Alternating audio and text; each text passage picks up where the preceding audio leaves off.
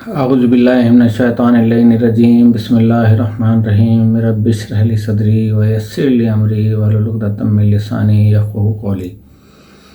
میرے تمام سننے والے اہل سنت و اہل تشیع یا دیگر مسلکوں کے لوگ جو مجھے سنتے ہیں ان سب کو میری طرف سے السلام علیکم ورحمۃ اللہ وبرکاتہ۔ آپ لوگوں سے گزارش یہ ہے کہ ہم جتنے بھی مذاہب یا مسالک سے تعلق رکھتے ہوں، لیکن امام حسین علیہ السلام کی ذات بابرکات پر ہم سب ایک ہیں۔ محرم کی آج 7 تاریخ ہو چکی ہے، تو ظاہر ہے کہ جس طرح امام حسین علیہ السلام کسی ایک کے تو ہیں نہیں، جیسے کہ کسی شاعر نے فرمایا تھا کہ انسان کو بیدار تو ہو لینے دو، ہر قوم پکارے گی ہمارے ہیں حسین۔ تو میرے تمام سننے والے بھی یقینی طور پہ مجھ سے متفق ہوں گے، جہاں پہ متفق نہ ہوں مجھ سے ضرور پوچھ لیجیے گا۔ میں تمام فرقہ بندیوں سے بالا تر ہو کر اور بحیثیت ایک مسلمان آپ کے سامنے اور اپنے چینل کے تمام ممبران کے سامنے اور اپنے تمام معزز سننے والوں کے سامنے جو بیان کروں گا وہ حدیث و قرآن اور سنت کے مطابق ہوگا انشاءاللہ تعالی۔ تحقیق کی ضرورت ہے بس۔ پروردگار عالم اپنے کلام بلاغت میں ارشاد فرماتا کہ کیا کافر یہ خیال نہیں کرتے کہ آسمان و زمین بستہ تھے، یعنی بند تھے، آپس میں جڑے ہوئے تھے، ہم نے انہیں کشادہ کیا، یعنی آسمان سے بارش نہیں ہوتی تھی اور زمین میں رویدگی نہیں تھی، آسمان سے بارش ہونے لگی اور زمین میں قابلیت رویدگی پیدا ہو گئی کہ اس سے زمین نے فصلیں دینا شروع کر دیں، اور ہم نے پانی کے ذریعے ہر زندہ چیز کو پیدا کیا۔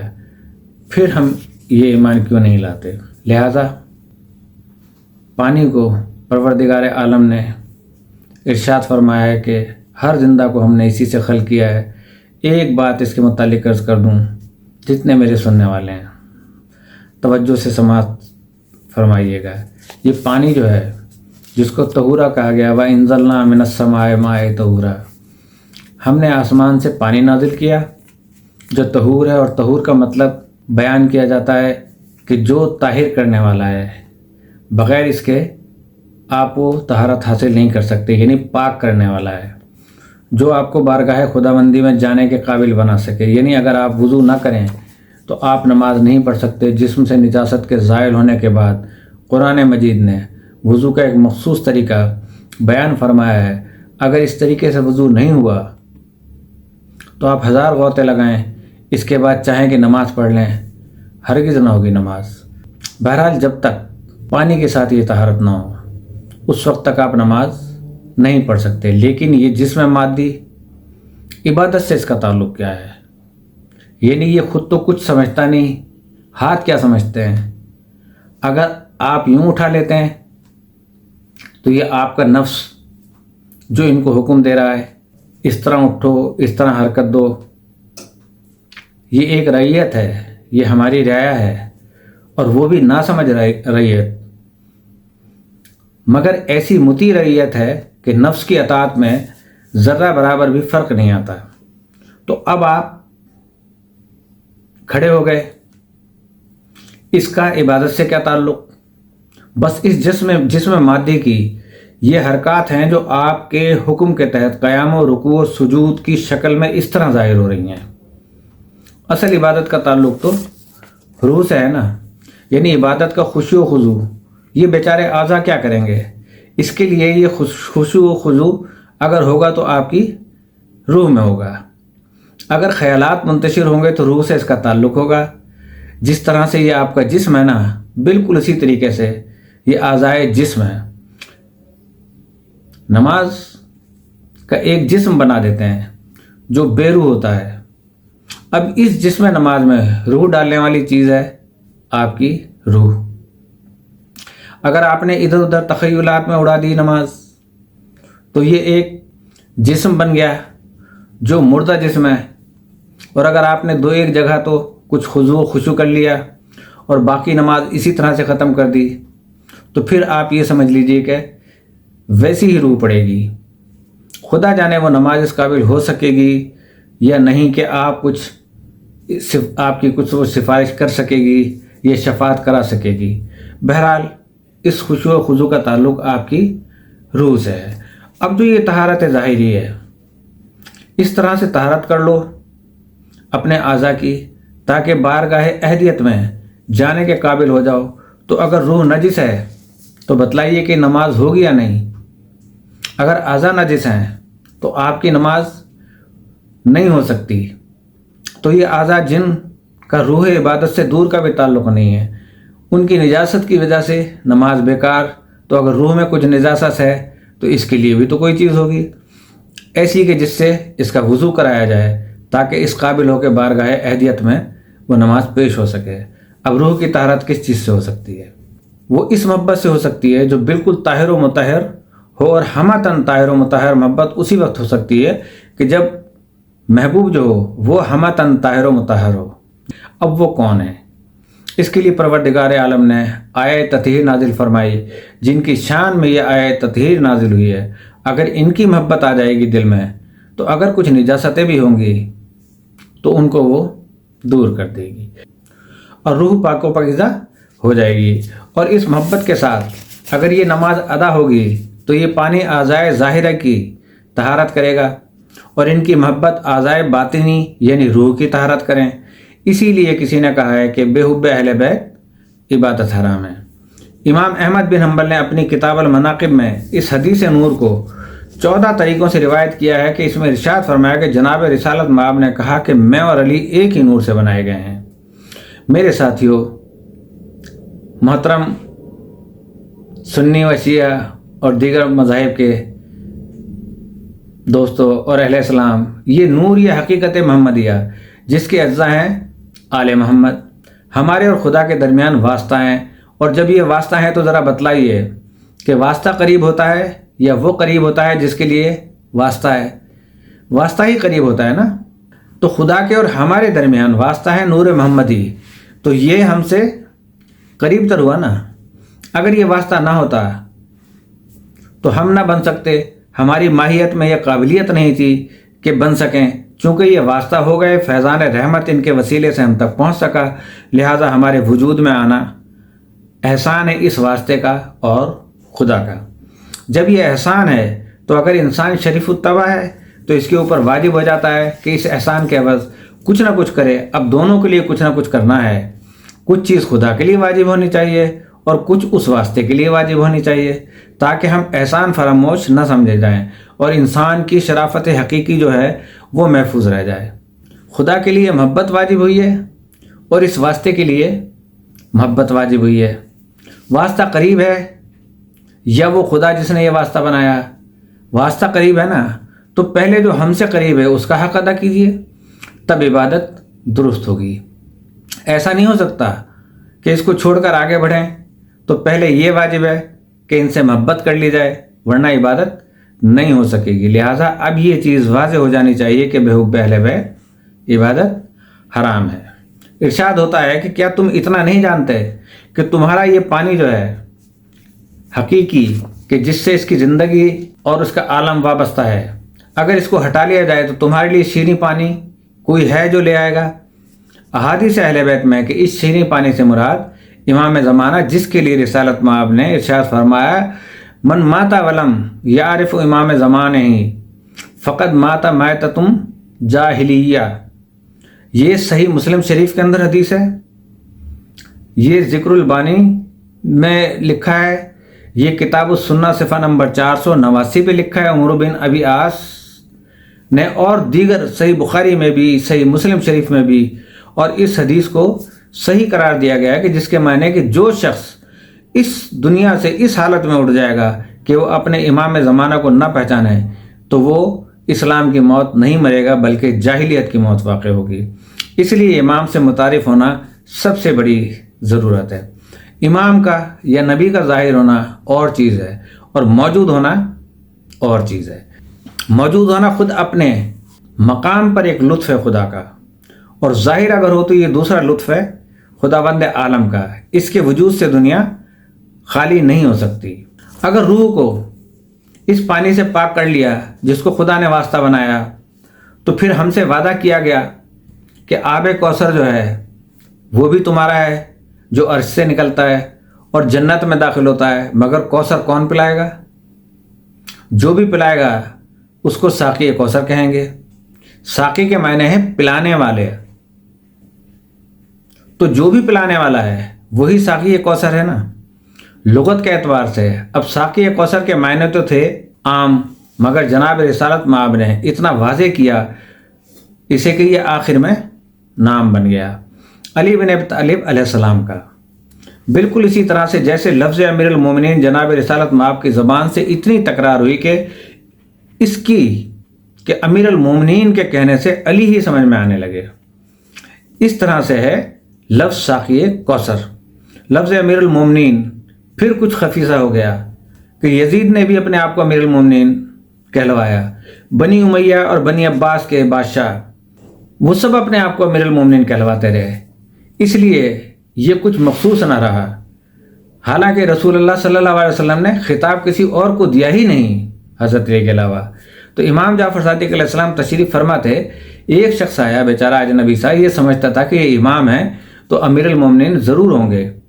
اس نے آ کر السلام علیکم یا امیر المومنین کہا۔ امام جعفر صادق علیہ السلام یہ لفظ سن کر ایسے کچھ گھبرا گئے کہ کھڑے ہو گئے، اور آپ نے اپنی انگلی ہونٹوں پر رکھ کر فرمایا اس کو چپ، ارے تو مجھے امیر المومنین کہہ رہا ہے؟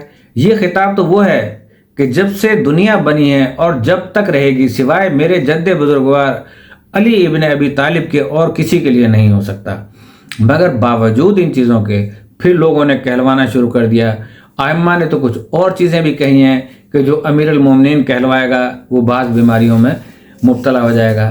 میرا مطلب تھا کہ امیر المومنین کے لقب میں کچھ خفا ہو گیا، مگر ساقی کوثر ایسا لفظ تھا کہ کسی نے پتہ نہیں اپنے لیے کیوں نہ تجویز کیا، شاید اس لیے کہ مذاق اڑائیں گے لوگ کہ لیجئے یہ ساقی کوثر، تو گویا یہ نام ہو کر رہ گیا علی بن ابی طالب علیہ السلام کا۔ لفظ رب جو ہے وہ سید کے معنی میں بھی ہے اور مالک کے معنی میں بھی ہے۔ تو ایک آیت سورہ دہر میں اول سے آخر تک اہل بیت کی شان میں ہے اور اسی میں نازل ہوا ہے کہ وَسَقَّاهُمْ رَبَّهُمْ شَرَابٌ طَهُورًا، مومنین کا رب قیامت کے دن مومنین کو شراب طہور پلائے گا۔ میں ایک آدھ مثال پیش کرتا ہوں۔ اطعمت زیدہ، میں نے زید کو کھانا کھلایا، تو میں کون ہوں؟ مطعم، کھانا کھلانے والا۔ قتل زیدہ عمرہ، زید نے عمر کو قتل کیا، زید کیا ہوا؟ قاتل، یعنی قتل کرنے والا۔ اسی طرح اس آیت میں فاعل ہے وَسَقَاهُمْ رَبَّهُمْ، ان کا رب سقائیت کرے گا۔ ساقی ہونا چاہیے نا۔ خدا کے جو 200-250 نام ہیں ان میں ساقی بھی ہے یا نہیں؟ خدا کے 99 نام تو ہیں ہی، مگر دعائیں اور قرآن وغیرہ پڑھنے سے معلوم ہوتا ہے کہ جس طرح سے وہ پکارا گیا ہے ان سب کو اگر جمع کریں تو 300 کے قریب ہو جاتے ہیں، اور ان 300 ناموں میں سے آپ تلاش کریں کہ کہیں اس کا نام ساقی بھی ہے، اور اس نے یہ حکم بھی دے رکھا ہے کہ جب تک اس کی ذات خود یا اس کا رسول نہ بتائے اس وقت تک ہمیں یہ حق نہیں کہ اپنی طرف سے کوئی نام بنا لیں۔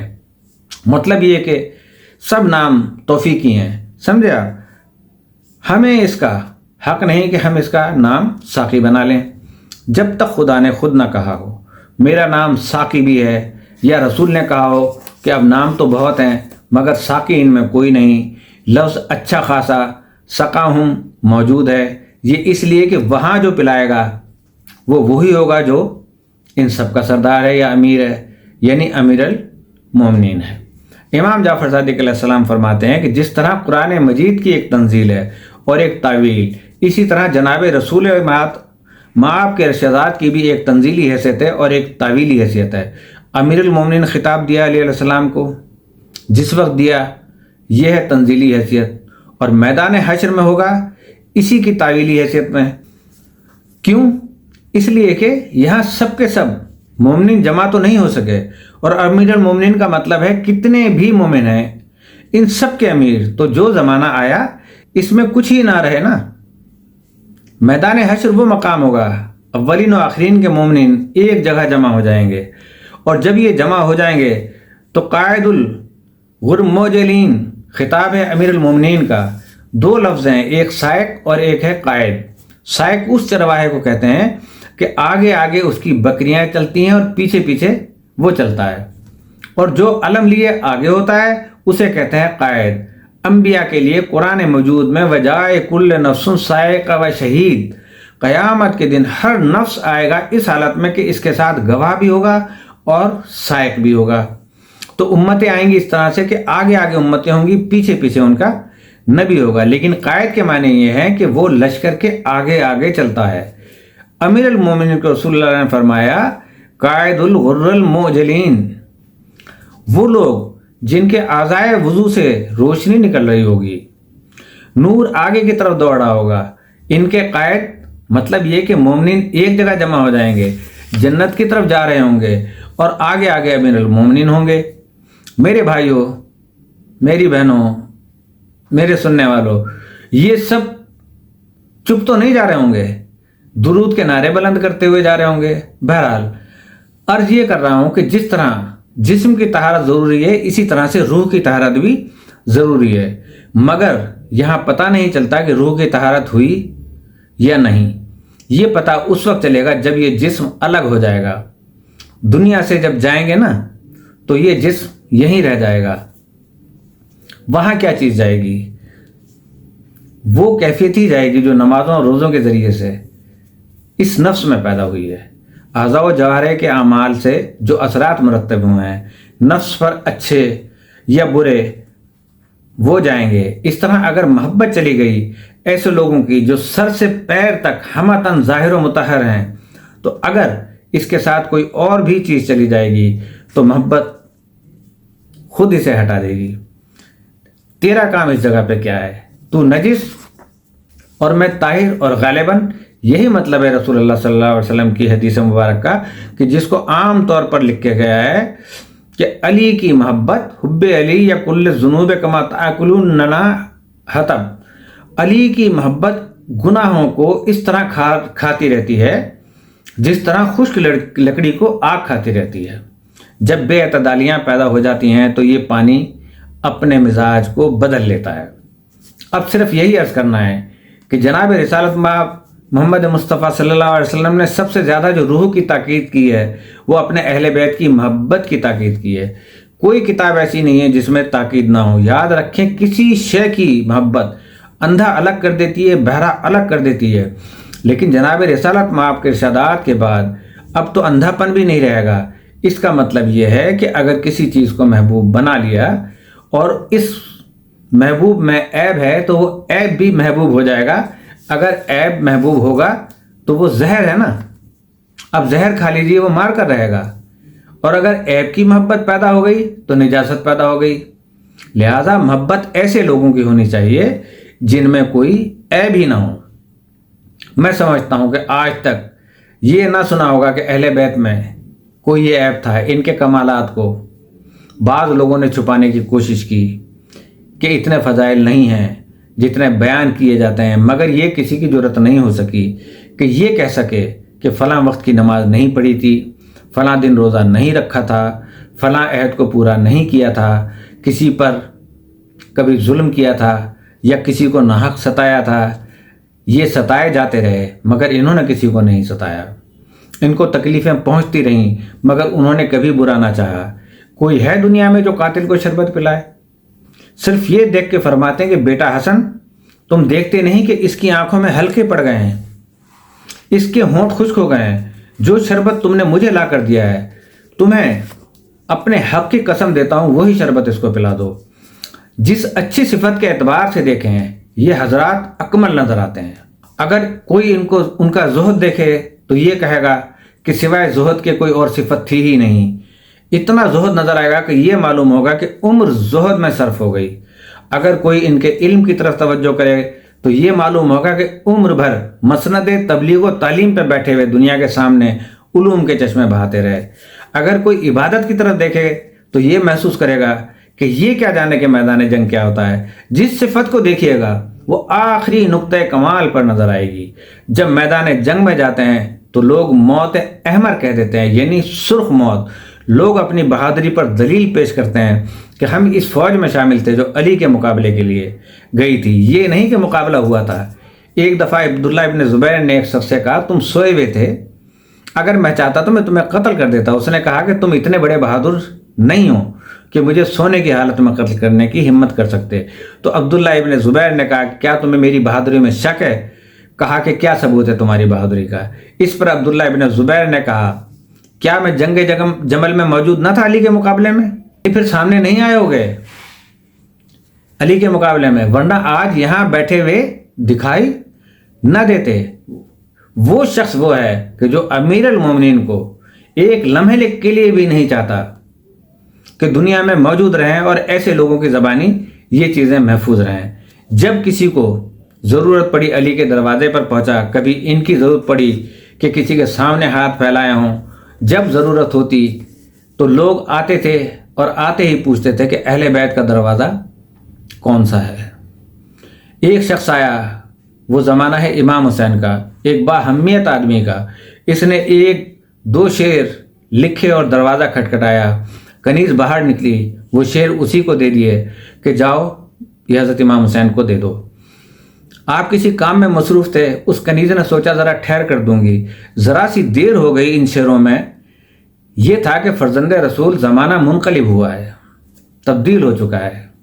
میں اچھے حالات میں تھا، آرام و آسائش کی چیزیں مہیا تھیں، زمانہ جو بدلا تو وہ بکنا شروع ہو گئیں، یہاں تک کہ ہر چیز بک گئی، اب کوئی چیز باقی نہیں رہی جو اسے بیچوں۔ صرف ایک چیز ہے، میں سوچتا تھا کہ اس کا خریدار کون ہو سکتا ہے، مگر سمجھ میں نہیں آتا تھا۔ غور و فکر کے بعد مجھے معلوم ہوا کہ ایک خریدار ہے اور وہ ہے آپ، اور جو چیز آپ کے ہاتھ فروخت کرنے کے لیے آیا ہوں وہ میری آبرو ہے۔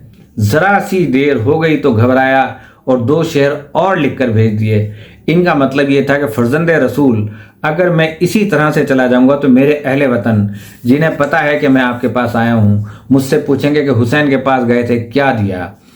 اب اگر میں یہ کہہ دوں گا کچھ نہیں دیا تو سب لوگ یہ کہیں گے کہ تو جھوٹا ہے، حسین کے دروازے پہ جائے اور کچھ نہ ملے، یہ تو ہو ہی نہیں سکتا۔ اور اگر میں یہ کہہ دوں کہ مجھے دیا ہے تو پھر میں خود جھوٹا ہوں۔ تو اب میری سمجھ میں نہیں آتا کہ میں کیا کروں۔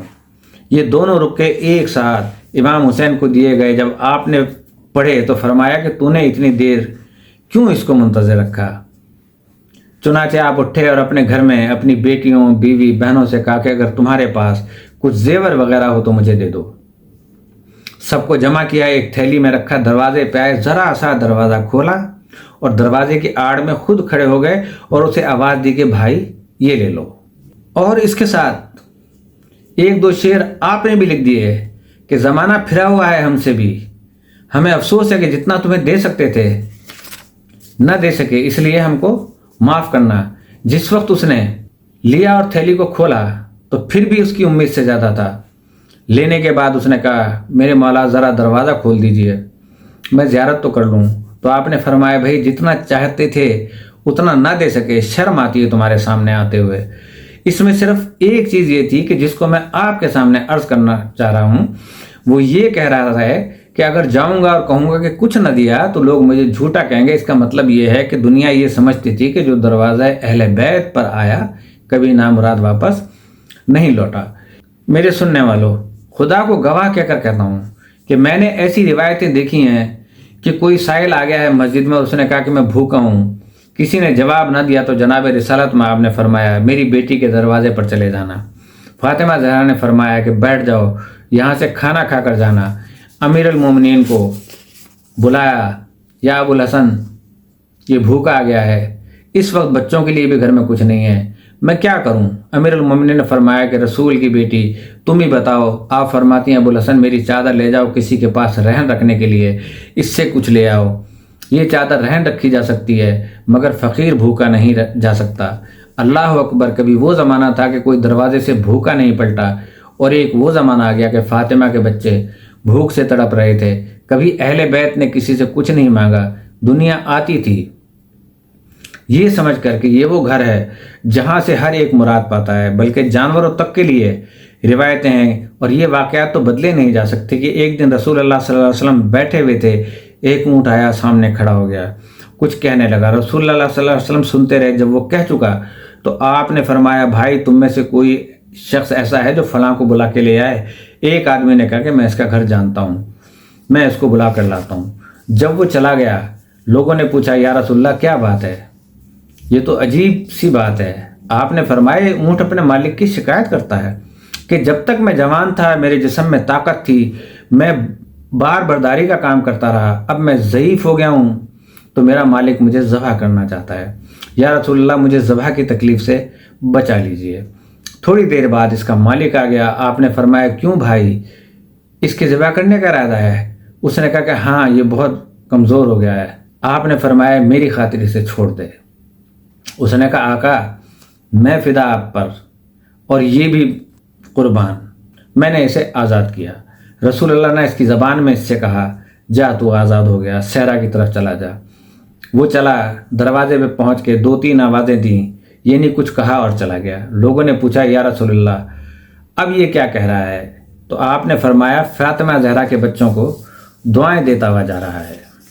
جناب سلیمان کے لیے قرآن میں علمنا منطق الطیر، خدا نے انہیں جانوروں کی بولی کی تعلیم دی تھی۔ جناب رسالت مآب ان تمام علوم سے واقف تھے جتنے کہ تمام انبیاء واقف تھے۔ رسول کے بعد جو بھی وارث ہوگا ان تمام چیزوں کا وارث ہوگا، وہ وارث ہی نہیں جو ان چیزوں سے واقف نہ ہو۔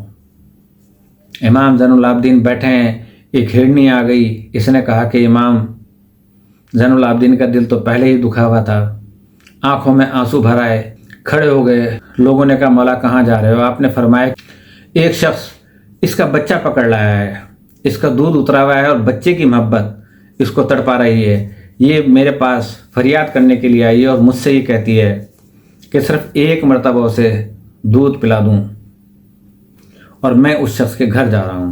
چنانچہ آپ گئے، اور بھی ساتھ ہو گئے جو بیٹھے ہوئے تھے۔ اس کے مکان کا دروازہ کھٹکھٹایا، وہ باہر آیا۔ آپ نے فرمایا کہ کوئی ہرن کا بچہ تو پکڑ کر لایا ہے؟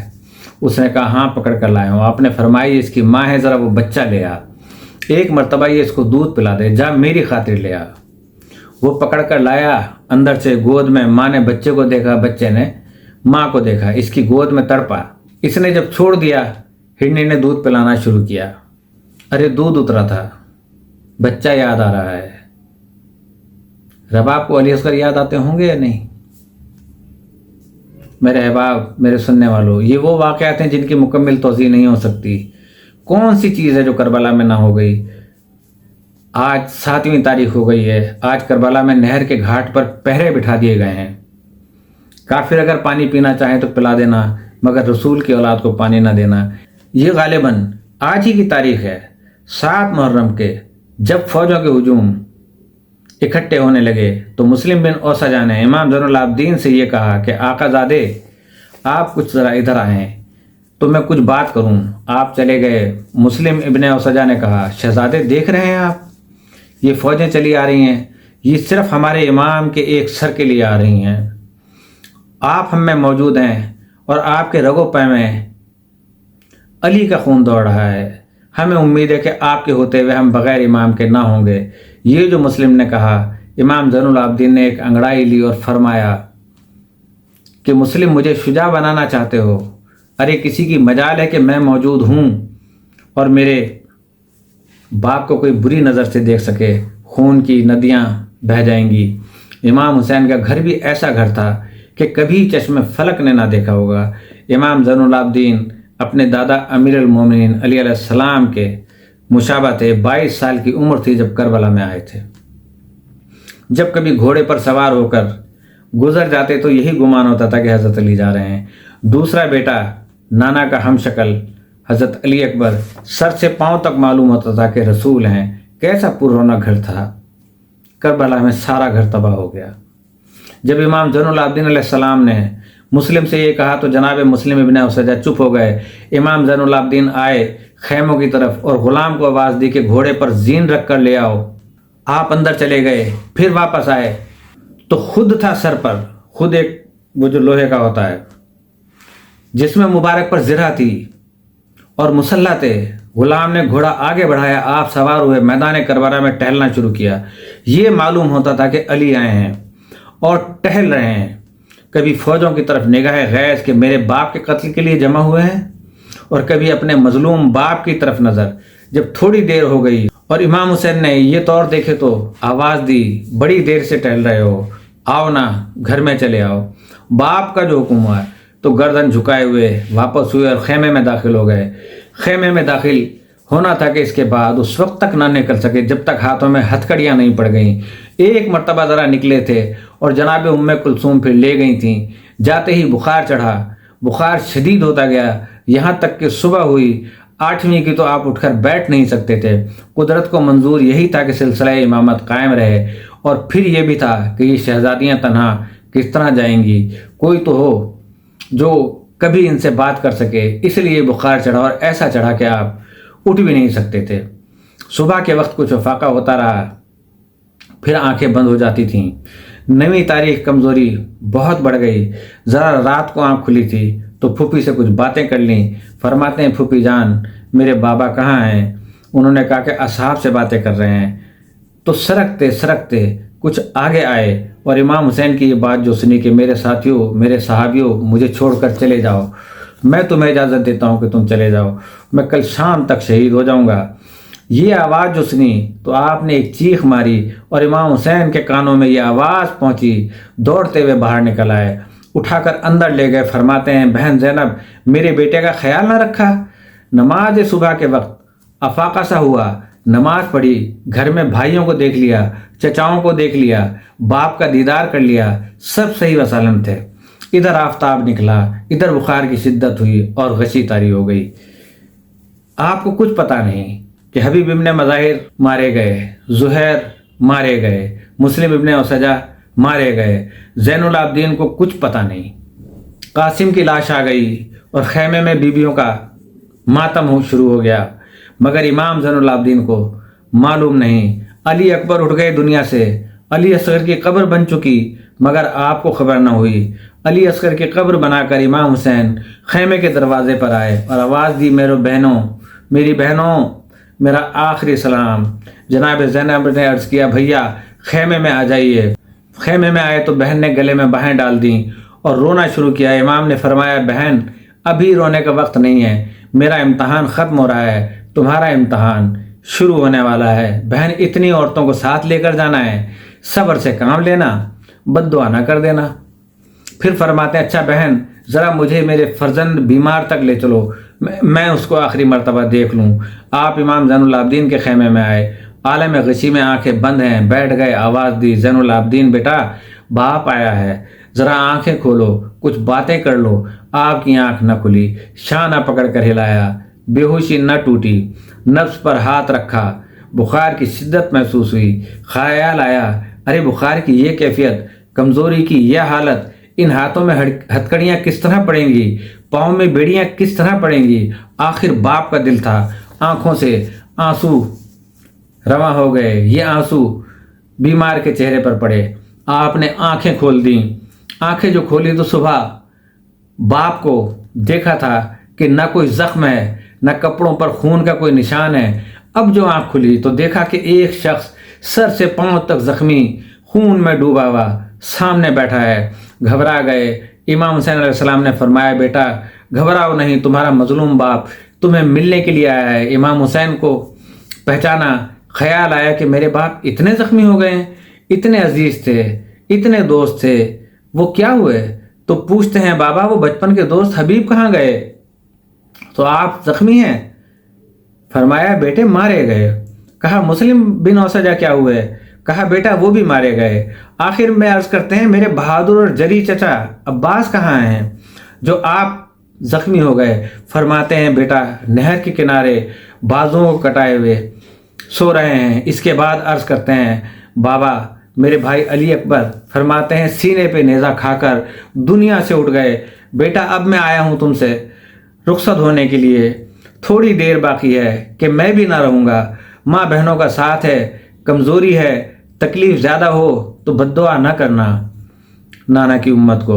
امام حسین میدان میں آئے، ادھر دیکھا ادھر دیکھا، کوئی نہ تھا تو ایک مرتبہ آپ نے آواز دی، یہ غالباً آخری مرتبہ کا استغاثہ ہے، حل من ناصر ینصرنا، کوئی ہے جو اس عالم میں اور اس عالم بے کسی میں میری مدد کو آئے۔ ہل من مغیث یغیثنا، کوئی ہے جو اس عالم میں بے کسی میں میری فریاد رسی کرے۔ یہ آواز وہ تھی جو عالم کے ہر ذرے تک پہنچی اور کسی نے جواب نہ دیا، لیکن خیموں سے بیویوں کے رونے کی آوازیں بلند ہوئیں۔ اب جو امام نے خیموں کی طرف مڑ کر دیکھا تو کیا قیامت دیکھی۔ امام زین العابدین ایک تلوار پکڑے ہوئے گھٹنوں کے بل زمین پر سرکتے ہوئے چلے آ رہے ہیں۔ ام کلثوم پیچھے سے کرتا پکڑتے ہوئے، ارے بیٹا کدھر جا رہے ہو؟ عرض کرتے ہیں پھوپھی جان، میرا مظلوم باپ فریاد کر رہا ہے، مجھے جانے دیجیے، مجھے جانے دیجیے، الا لعنت اللہ علی القوم الظالمین۔ اسی کے ساتھ السلام علیکم ورحمۃ اللہ وبرکاتہ۔ اب جو دن آئیں گے یہ سلام کے لیے نہیں ہوں گے، یہ دن جو آئیں گے یہ پرسے کے لیے آئیں گے۔ ہم سب مسلمانوں نے پرسہ دینا ہے اپنے نبی کریم صلی اللہ علیہ وسلم کو اور اس زمانے کے آخری امام کو جنہوں نے اس دنیا میں ظہور فرمانا ہے، حضرت امام مہدی آخر الزمان علیہ الصلوۃ والسلام۔